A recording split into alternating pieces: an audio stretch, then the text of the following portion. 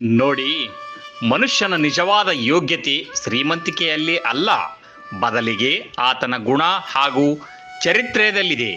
ಎಲ್ಲವೂ ಇರುವಾಗ ಯಾರು ಬೇಕಾದರೂ ನಗಬಹುದು, ಆದರೆ ಎಲ್ಲವನ್ನು ಕಳೆದುಕೊಂಡಾಗ ಮನುಷ್ಯ ಹೇಗೆ ನಡೆದುಕೊಳ್ಳುತ್ತಾನೆ ಎನ್ನುವುದೇ ಆತನ ನಿಜವಾದ ವ್ಯಕ್ತಿತ್ವವನ್ನು ತೋರಿಸುತ್ತದೆ.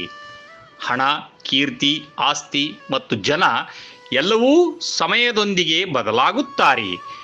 ಇವು ಶಾಶ್ವತವಲ್ಲ. ಕಷ್ಟಗಳು ಎದುರಾದಾಗ ನಮ್ಮಲ್ಲಿರುವ ಆತ್ಮವಿಶ್ವಾಸ, ಧೈರ್ಯ ಮತ್ತು ಸ್ವಯಂ ನಂಬಿಕೆ ಮಾತ್ರ ನಮ್ಮನ್ನು ಕೈ ಹಿಡಿಯುತ್ತದೆ.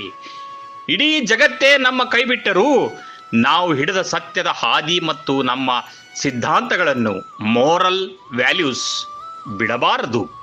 ಕತ್ತಲೆಯಲ್ಲಿಯೂ ಕಳೆದುಕೊಳ್ಳದ ಪ್ರಾಮಾಣಿಕತೆಯೇ ಒಬ್ಬ ಮನುಷ್ಯನ ಅಸಲಿ ಗುರುತು ಮತ್ತು ಹಿರಿಮೆ. ಖಾಲಿ ಕೈ ಬಡತನವಲ್ಲ, ಖಾಲಿ ಚಾರಿತ್ರ್ಯವೇ ಮಹಾ ಬಡತನ.